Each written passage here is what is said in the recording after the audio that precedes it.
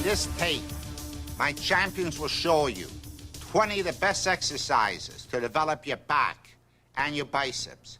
These exercises are programmed to develop your upper back, your lower back, your lats, to give you a muscular V-shaped back, and also define your arms, making them bigger, more defined, with a higher peak.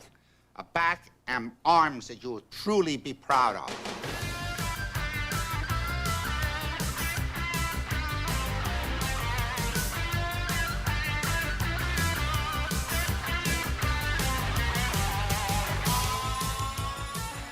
The primary muscles of the middle and upper back are the latissimus dorsi and the rhomboids. These muscles have two basic functions. They pull the entire shoulder girdle back and to a lesser extent pull it down. Pullback exercises pull the entire shoulder girdle to the rear in opposition to the pectoral muscles, which attach the shoulders to the front. Pullback exercises are all rowing movements. The shoulders start from a position in which they're shrugged fully forward. The pectoral muscles are squeezed and the back muscles are stretched. Now pull backwards against the resistance until the shoulders are as far to the rear as possible. The shoulder blades are almost touching. The primary muscles of the upper back are the latissimus dorsi, which extends, abducts, and rotates the arm medially, draws the shoulder downward and backward, and the rhomboideus major and minor, which draw the scapula medially toward the vertebral column. Pull-down exercises, such as chins or cable pull-downs, involve a more limited motion. At the start of the movement, the shoulder girdle is lifted upwards as if you're trying to touch your shoulders to your ears. You then pull down against resistance as far as you can in a reverse shrug motion, fully contracting your back muscles.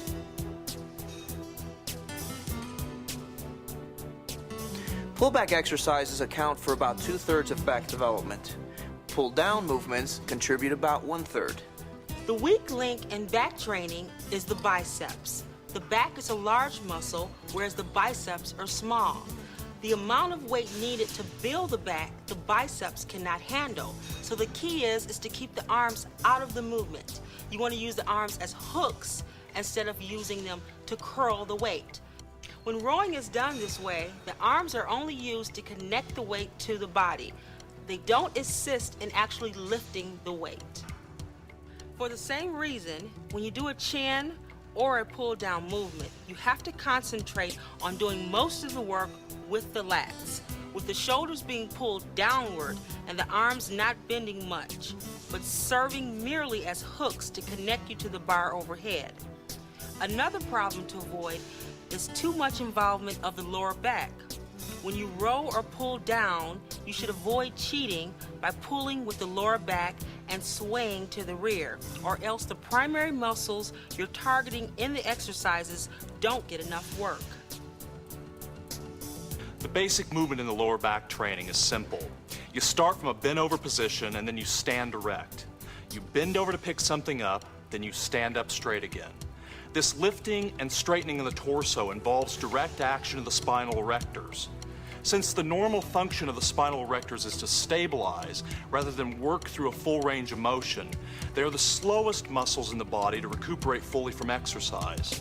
Therefore, they only need to be worked once a week. You can avoid overtraining the lower back by alternating light and heavy workouts. Incidentally, you'll find that the use of the lower back muscles occurs to some degree in a variety of other different movements.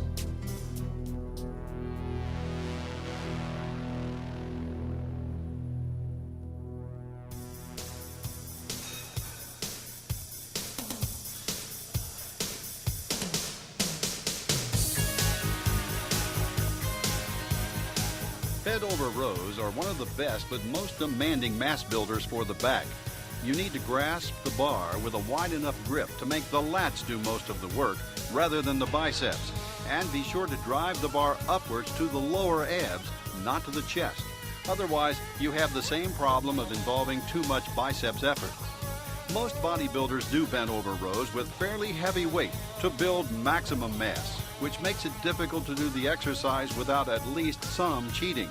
This is acceptable if you're careful not to straighten up too much during the exercise and concentrate on squeezing the shoulders back as far as possible at the top of the movement.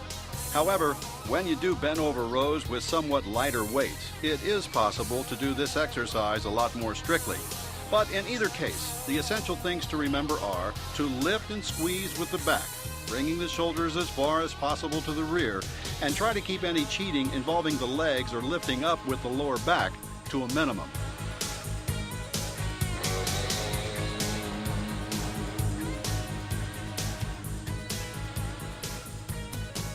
T-bar rows are a stricter form of bent over rowing.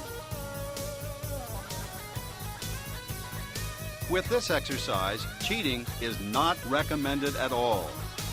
Bend your knees, get yourself in as stable and grounded a position as possible, then pull the weight up toward your chest, shrugging your shoulders back as far as possible to squeeze the back muscles together.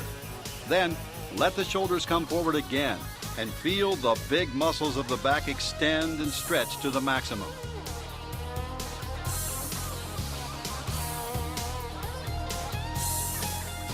Concentrate on keeping the weight under full control throughout the entire range of motion in this exercise.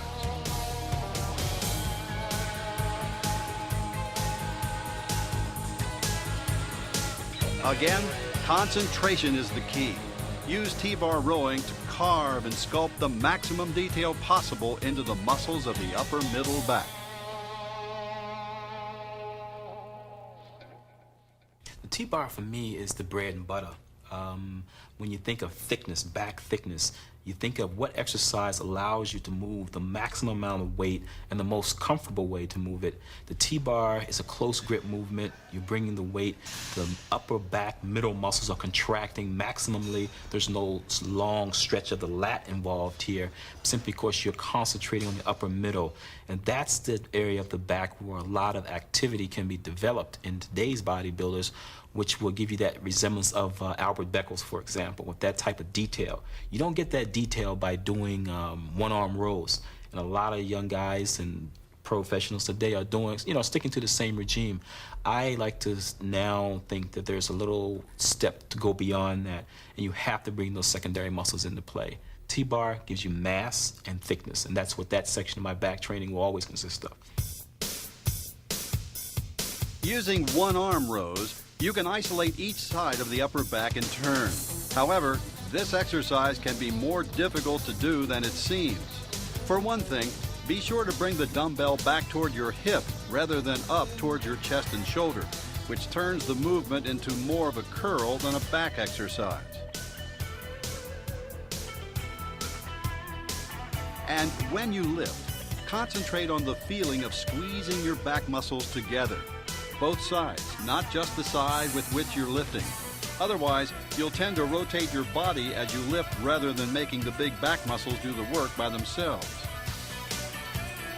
For maximum stability, try leaning with your free arm on a bench, weight rack, or some other support to keep your body steady and fully grounded throughout the movement.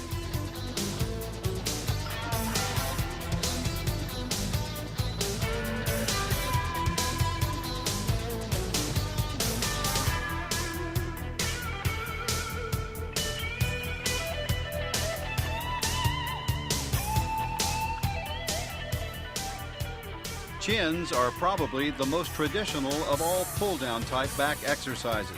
However, they can be very difficult because you are dealing with your entire body weight in this exercise, and women in particular have trouble starting out working against this much resistance. If chins are too tough for you at the beginning, try building up your strength with cable pull-downs, or have a workout partner hold on to your ankles to provide the lift you need to do your set of chins.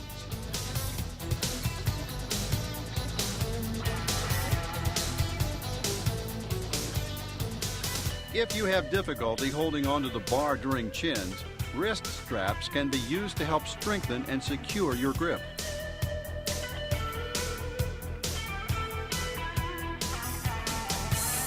Chins can be done behind the neck, which is a very strict and demanding form of the exercise, or to the front, which is slightly easier since some of the pullback function of the back mixes in to help in the pull-down effort.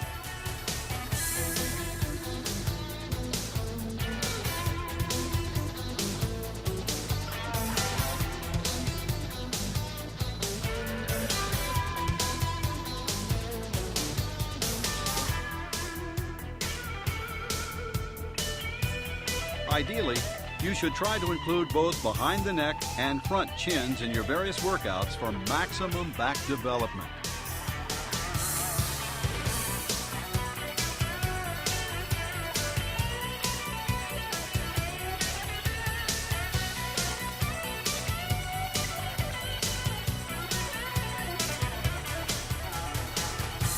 The most impressive thing to me is when a bodybuilder is standing on stage in the relaxed pose and they have the V taper from the lats down to a small waist and then their small hips, and then they come out with the balloon thighs. So for me, when I train my back, I always envision what I want to look like on stage, and I really want to have that small waist, and to get that, I've got to have the illusion of a big wide back. So I concentrate a lot on doing wide grip chins.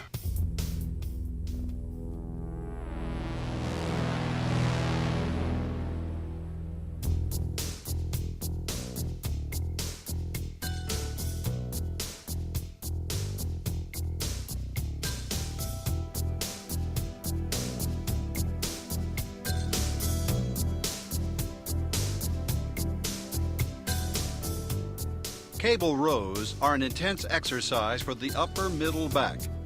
As you lower the weight, you should concentrate on feeling the shoulders being pulled as far forward as possible, rounding the back, stretching the lats, and squeezing the pectoral muscles together. As you pull the handles back, focus on bringing the shoulders as far back as possible, squeezing the shoulder blades together, and sticking out your chest. At the top of the movement, it's as if you're coming to attention. Chest out, shoulders back.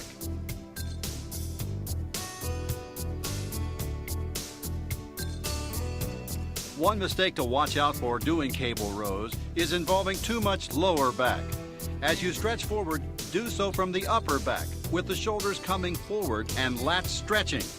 Don't bend forward from the waist any more than is necessary. Otherwise, you end up working the spinal erectors of the lower back, which takes away the intensity from the upper back muscles you're trying to target.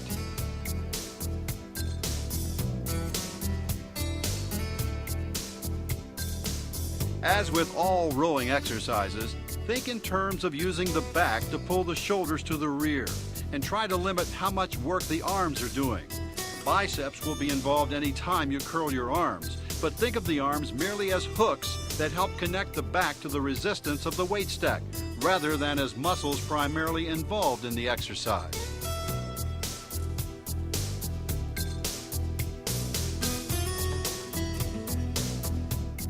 Remember, strictness and range of motion are the keys to cable rows.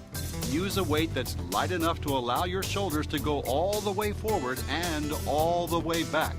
Otherwise, you won't be able to involve the smaller muscles of the upper back, and you'll end up with mass, but not enough detail. Your seated cable rows, for example, are a repetitious movement of the T-bar. I think if you notice the direction of the weight, how it's being pulled to the chest at each level, one, you're simply seated, the other one, you're bent over, the same movement. You know, it's the exact same movement.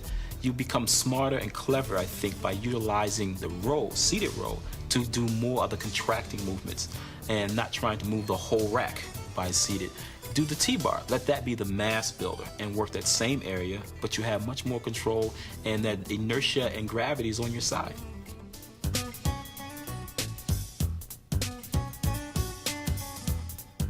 You'll find a variety of different types of rowing machines in most good gyms.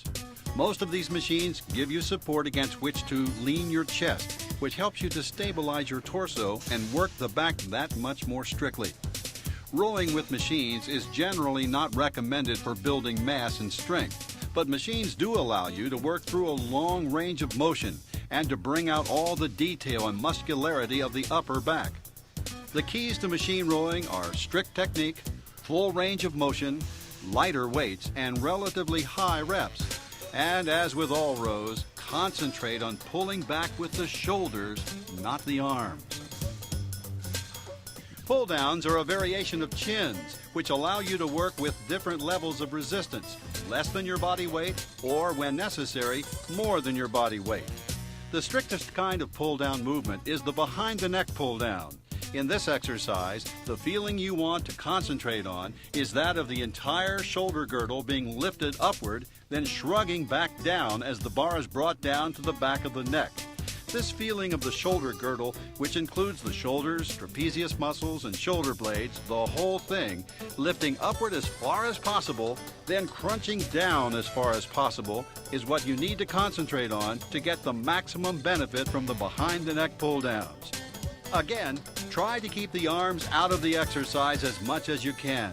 Remember, although the biceps will contract during this movement, it is not designed to be a biceps exercise. Again, think of the arms merely as hooks that attach the back muscles to the bar. Stretch the lats on the way up and then squeeze and crunch them on the way down, with the effort focused on the back muscles, not the arms.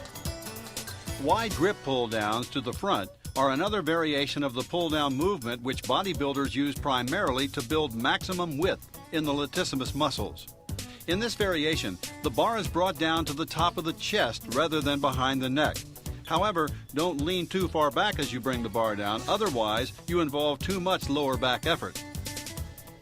Holding the bar with a close grip, the pull-down movement tends to focus the effort on the inner muscles of the upper back. With this variation, it's really easy to make the mistake of using too much arm effort and turning the exercise into some kind of biceps curl. Instead, concentrate on making the back do the work. Feel it stretch, then contract, and use the arms simply as hooks to connect your back to the resistance of the weight. And at the bottom of the movement, try to achieve a maximum peak contraction of the muscles in the center of the upper back. Contract them as intensely as possible at the bottom of the movement before releasing and letting the bar draw the shoulder girdle upward again. When I'm using the wide grip pull down, for example, my whole concentration is for width. I'm training width, therefore the execution is very important. My execution of it is making sure that my back is arched, the weight is going horizontal, up and down, not vertical, because I find too many people training that movement are leaning way back. They may as well be doing seated rowing, trying to get the same result. For me, doing the lat pull down is an isolation movement, contracting the movement at the top, squeezing it down, halfway down, contracting even more, holding it and releasing it slowly, controlling the weight back up, getting more from the negative just as much as a positive on the push-pull of the execution. So when I do the lat pull down, it's all about the width. It's not about the weight, because I don't see you getting weight adding to your width. You have to control the width movement.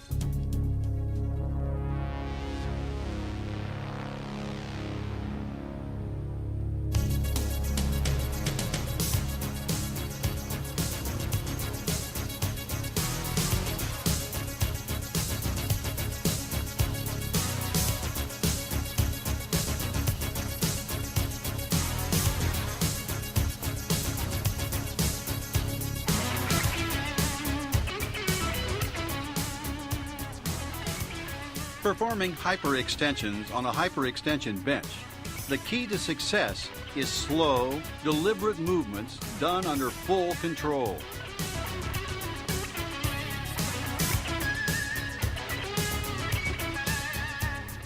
The spinal erectors of the lower back are stabilizer muscles. They aren't designed for speed or power. So lower your upper body under full control. Pause at the bottom. Then come deliberately up to a position just above parallel and hold this position for a moment before doing your next rep.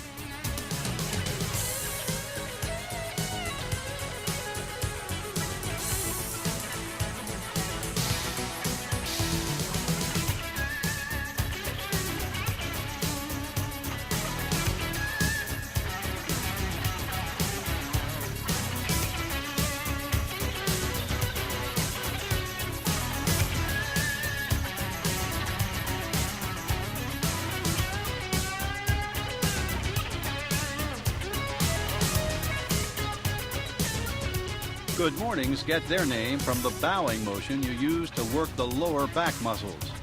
As with hyperextensions, you want to do this movement very deliberately and strictly and under full control at all times.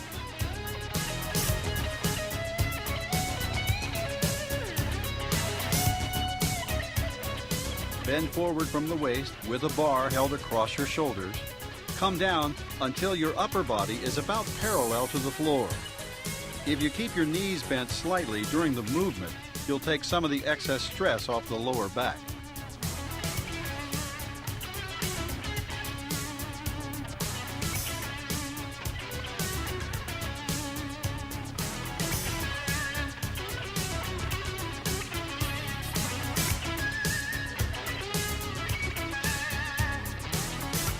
Also, this is not a mass and power exercise. You use deadlifts to build maximum strength in the lower back area, as you'll see in tape number 7.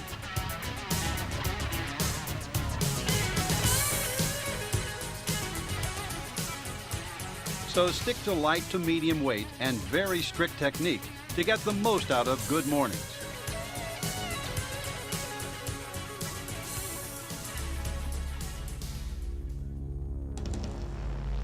Back routine number 1.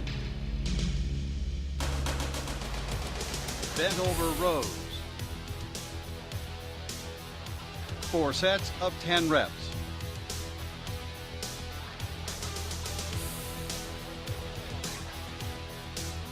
Behind the neck chins. 4 sets of 10 reps.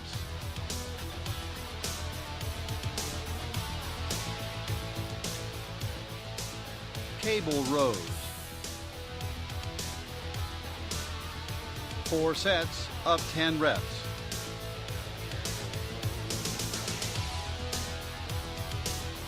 Behind the neck are wide grip pull downs. 4 sets of 10 reps.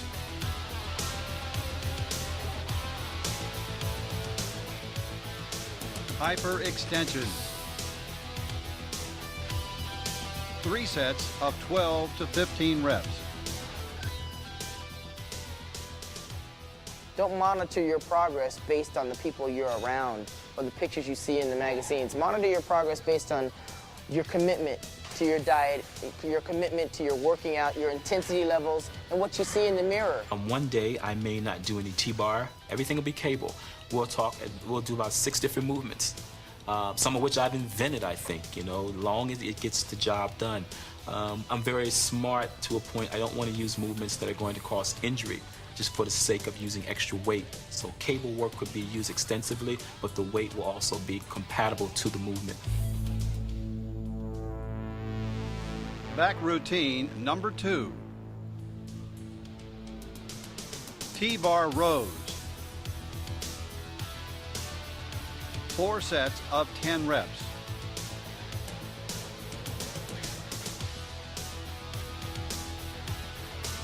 Front chins. 4 sets of 10 reps.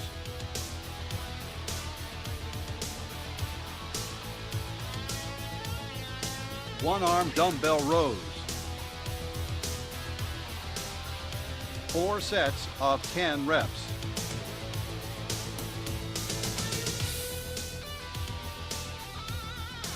Close grip pull downs.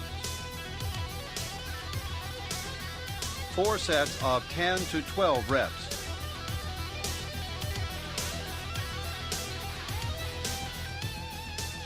Good morning. 4 sets of 12 to 15 reps. You take the back, for instance. I mean, the guys with the best backs in my day were guys like Eiferman, Jack Dillinger, and all these guys were all past Mr. Americas. All past Mr. Americas. All guys who were big into movements like bent over rowing, barbell bent over rowing. All had phenomenal backs.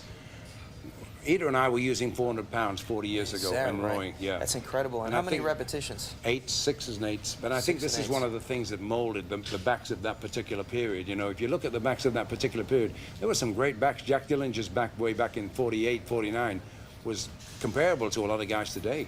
Right. You know, Marvin Lots of Eder had muscle, the depth. rounded, and I think that has to be done, but by the same rule. Not just that, not purely and simply that, but shape Right. work with one-arm dumbbell work Sure. and overhead, so you're working scapular isolations, getting length of latissimus, not only getting depth of latissimus. You really got to train your back, and you got to take more importance on form and not so much importance on weight. You don't have to become a bodybuilder in order to have a strong back and have a good posture, but you have to at least train it. Control the weight. Don't let it control you. And to squeeze in the repetitions, control it. That brings in the detail. That brings in that growth. Get you past the sticking point.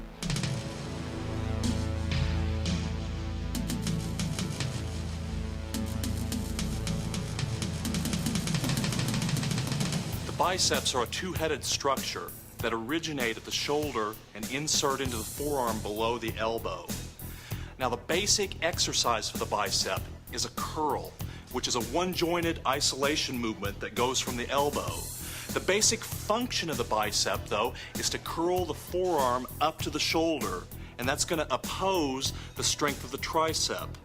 Although they also help to lift the whole arm and to also supinate the forearm. This type of curl hits the muscles slightly different, but they all involve pulling the forearm up to the shoulder. The biceps brachii is a two-headed muscle placed on the anterior aspect of the upper arm that flexes the arm, flexes the forearm, and supinates the hand. The long head draws the humerus, the upper arm bone, upward, strengthening the shoulder joint. In biceps training, the emphasis is on control and isolation. Heavy weights aren't needed. Your back training gives you plenty of that. For example, heavy rowing, a two-joint movement, also puts a lot of demand on the biceps. You're better off concentrating on isolating the biceps to minimize the involvement of other muscles. Avoid the heavy cheat type of movements. You'll find that some exercises are tougher than others to isolate the biceps.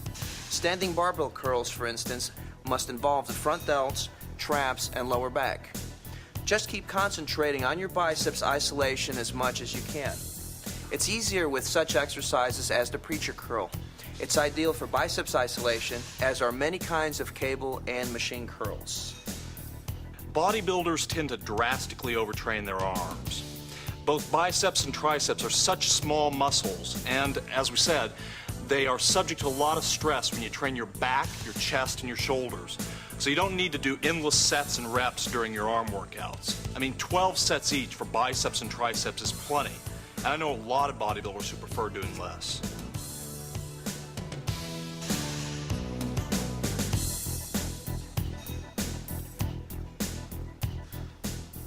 This is a good place to talk about supination.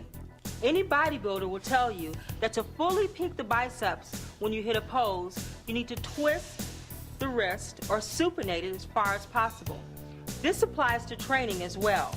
As you are lifting the weight during a dumbbell curl, twist the wrist slightly, turn your thumb outward as you do the curl.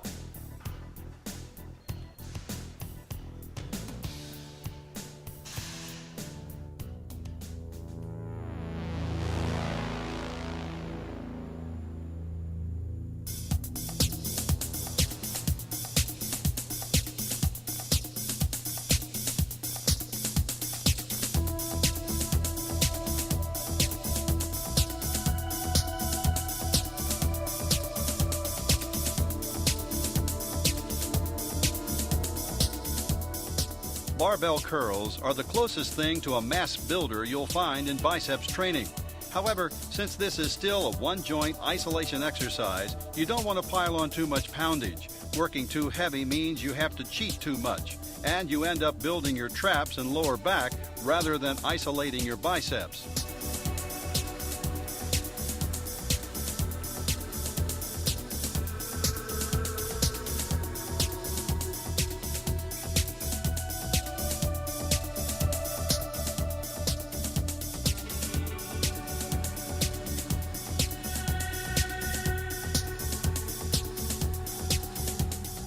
To do barbell curls effectively, keep your upper body steady throughout the movement and the weight under full control. Feel a steady, continuous tension as you raise and lower the weight. When you curl the weight to the top, feel the biceps fully contract. And at the bottom, let your biceps muscles fully stretch and extend.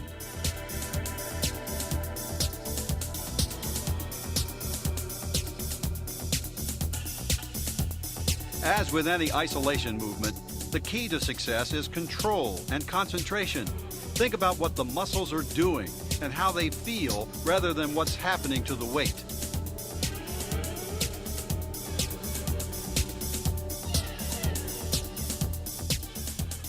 The biomechanics for the curl, for instance, you want to always go through the full range of motion. Some athletes have a tendency to do these short, jerky kind of ranges. Well, there aren't many things that you do in just this motion. You want to build strength throughout that range of motion and be in control of the resistance throughout the range of motion. You don't want to throw the weight up because, again, what goes up must come down, and then you deal with inertial forces of gravity, acceleration, as well as the weight itself. You want to control that weight.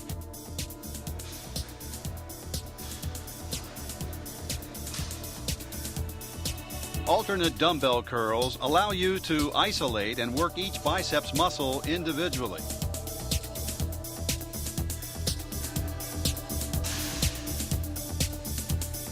As you curl with one arm and then with the other, concentrate on supinating your wrists as you lift. That is, turning your hand so that the thumb goes outward and downward. This gives you a total peak contraction of the biceps at the top of the movement. You can do dumbbell curls by alternating first one arm and then the other, which is a very strict form of the movement. Or you can curl both arms simultaneously. For additional strictness, try doing dumbbell curls sitting on an incline bench. However, no matter what variation you choose, remember to concentrate on controlling the weight at all times, performing a smooth, continuous movement, and keeping the mind in the muscle. Think about what the biceps are doing rather than the weight.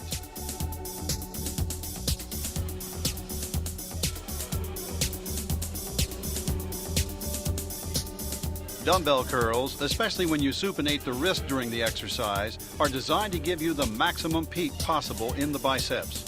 Hammer curls, on the other hand, because you pronate your wrist about 90 degrees when you do the movement, tend to focus the effort on the outer head of the biceps on the outside of the arm. You can feel this happening when you do the lift. In fact, with hammer curls and all other exercises, you should make an effort to feel exactly how different grips and different variations change the way your muscles feel during the movement. This awareness of what the muscles are doing, the ability to keep your mind totally in the muscle, is one of the keys to developing maximum intensity in bodybuilding training. Some athletes are so interested in the size and definition of their bicep, they'll do many sets of curls over and over and over again. And sometimes the bicep can start to spasm because this person has done so many sets for just one body part. So it's important to not only go through the full range of motion while you're training that body part, but at the termination of your curl or bicep motions, to go through a range of motion with an easy stretch.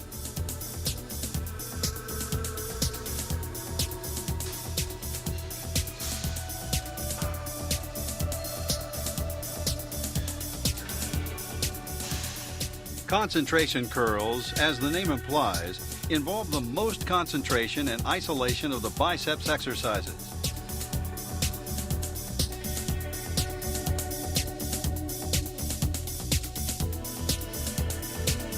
The idea is to curl the weight up towards your chest, using only the biceps with no help from any other muscles.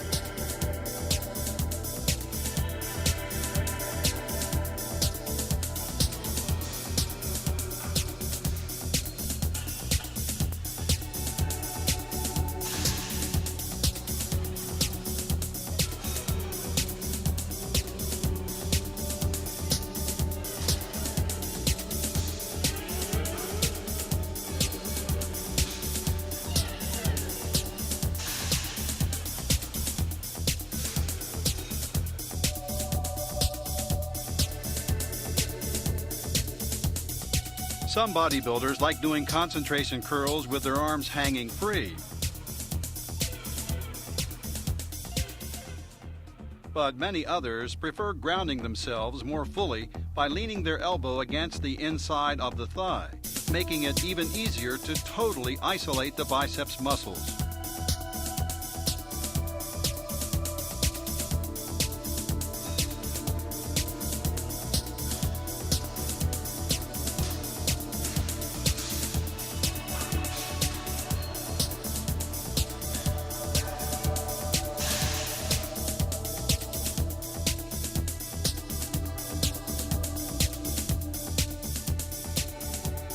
Preacher curls are another good isolation exercise for the biceps.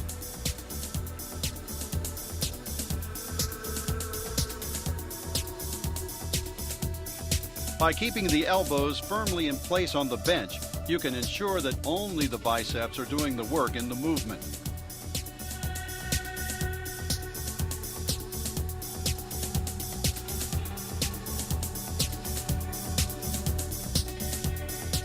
However, anytime you lock the elbows in place like this, you're putting more stress on them. So use preacher curls as a detail peaking exercise, and be sure not to use so much weight that you risk putting too much stress on the elbow joint.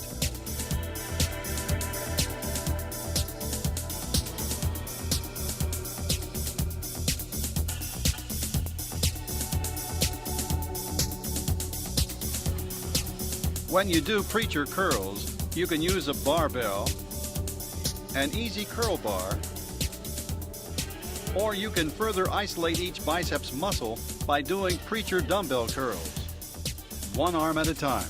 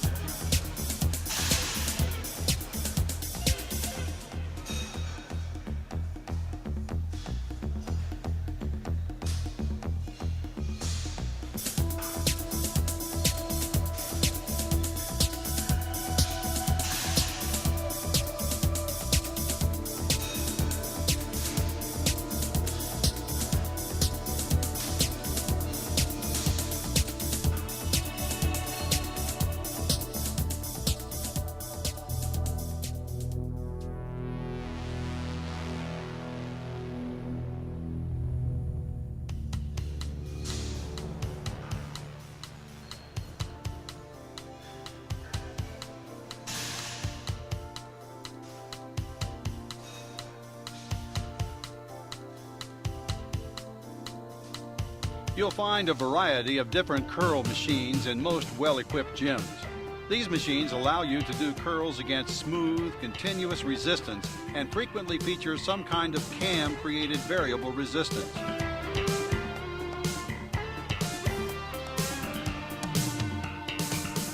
As with other machines like these, they are best used for higher rep, lower resistance, finishing off sets.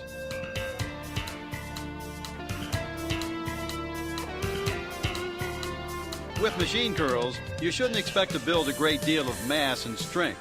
So instead, go for full range of motion, very strict, detail and quality movements.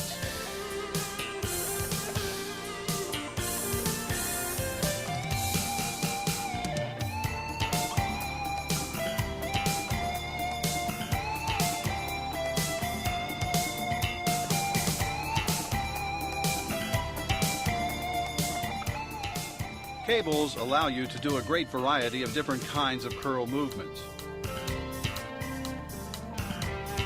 You can perform one-arm cable curls as demonstrated here,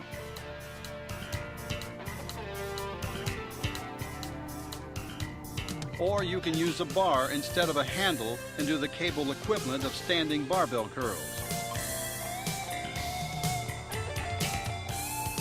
By combining a preacher bench with different kinds of handles, you can do various kinds of preacher curls and one-arm preacher curls.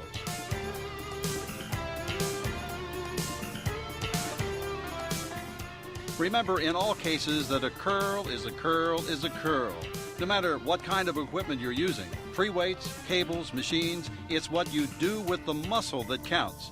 Feel the biceps extend to full extension, then contract smoothly under control to achieve a total peak contraction. One thing to remember when you're training biceps is they get a large volume of work when you're training other compound movements like back, and it's getting a tremendous amount of work. That's why it's so important to isolate the bicep and not cheat and not end up using your traps and shoulders and pecs when you're training your biceps by themselves. You have to learn to isolate and concentrate on the muscle group you're training. Biceps routine number 1. Standing barbell curls. 4 sets of 10 reps.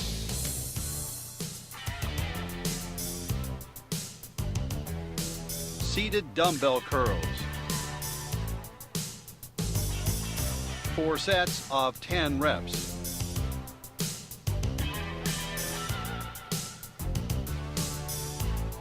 Concentration curls. 4 sets of 10 to 12 reps.